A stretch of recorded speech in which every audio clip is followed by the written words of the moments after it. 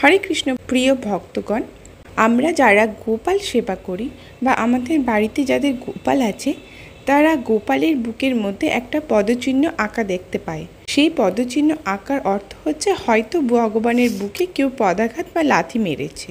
কিন্তু কে এই দুঃসাহসী কাজ করেছেন জানেন? ভৃগু, যিনি ভগবান বিষ্ণুর বুকে পদাঘাত করেছিলেন। ভগবানের বুকে পদাঘাত করা কি এতই সহজ? কি কারণেই বা এই ঘটনা ঘটিয়েছিলেন তিনি? আর ভগবানের বুকে পদাঘাত করার পর ভগবান কেমন প্রতিক্রিয়া করেছিল, এই নিয়ে আজকের আমাদের ভিডিও। কিন্তু ভিডিও শুরু করবার আগে আমরা আশা করব আমাদের এই পৌরাণিক কাহিনীটির সাথে আপনারা যুক্ত থাকবেন এবং এই অমৃত আস্বাদন করবেন।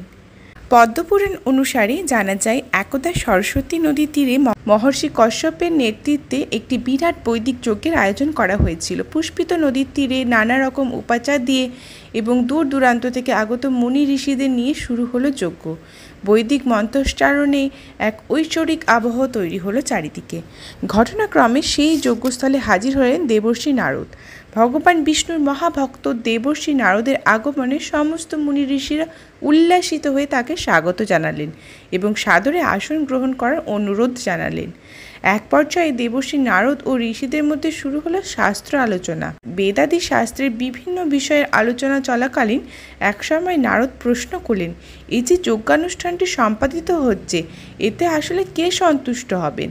মহর্ষি নারদের এই প্রশ্নে হতভম্ব হলেন উপস্থিত সকল মুনি ঋষিগণ, কারণ তারা বুঝতে পারলেন এই প্রশ্নের আড়ালে আরও একটি সূক্ষ্ম প্রশ্ন নিহিত আছে, আর তা হলো ত্রিদেব তথা ব্রহ্মা, বিষ্ণু ও মহেশ্বরের মধ্যে আসলে কে শ্রেষ্ঠ।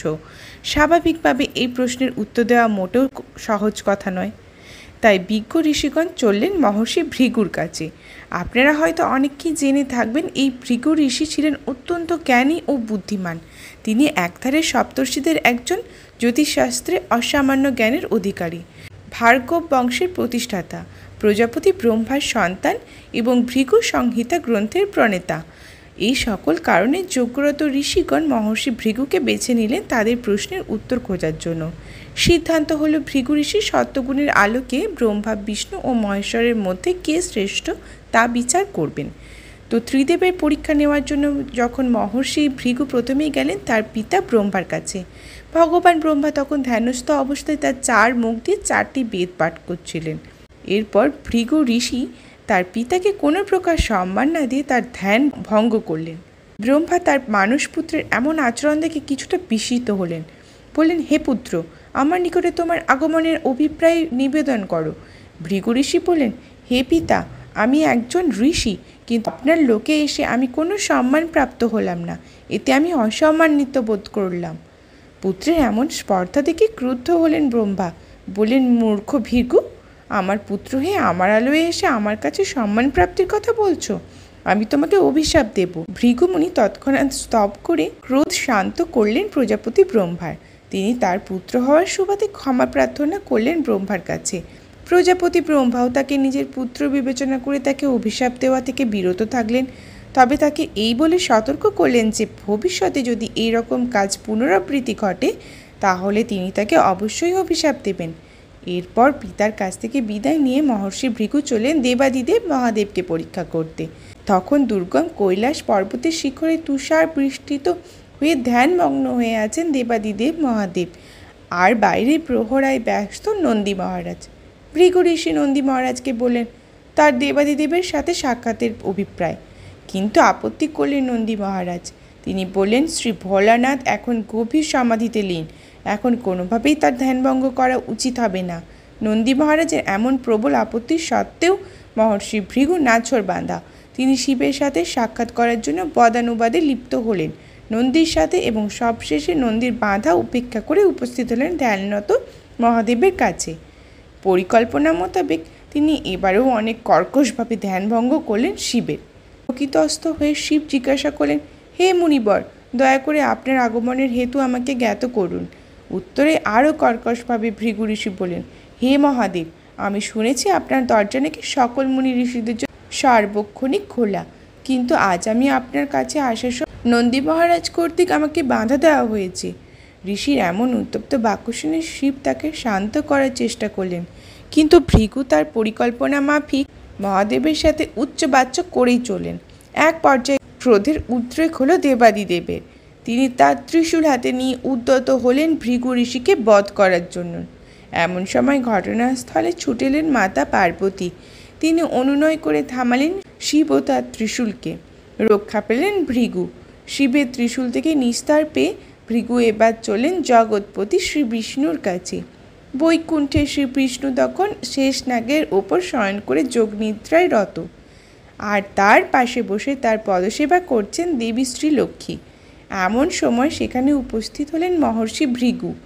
ব্রহ্মা এবং শিবের মতো তিনি এবারও শ্রী বিষ্ণুর সাথে তার কর্কশ আচরণ শুরু করলেন। উদ্দেশ্য শ্রী বিষ্ণুকে উত্তেজিত করা, কিন্তু বহুক্ষণ চেষ্টা করেও তিনি শ্রী বিষ্ণুর মনোযোগ আকর্ষণ করতে পারলেন না। শ্রী বিষ্ণু ভৃগুর আলাপরিচিতায় ন্যূনতম কর্ণপাত না করেই নিদ্রায় আচ্ছন্ন হয়ে রইলেন বরাবরের মতো। ভৃগুমুনি তার কর্কশ আচরণ দ্বারা এবং অপশব্দের প্রয়োগ করেও যখন বিষ্ণু নিদ্রা ভঙ্গ করতে পারলেন না, তখন তিনি অঘটন ঘটিয়ে বসলেন। অঘটনটি হচ্ছে তিনি ঘুমন্ত শ্রী বিষ্ণুর বুকে প্রবলভাবে পদাঘাত করেন এবং তার যোগনিদ্রা ভঙ্গ করার চেষ্টা করেন। শ্রী বিষ্ণুর বুকে লক্ষ্মীর আবাস।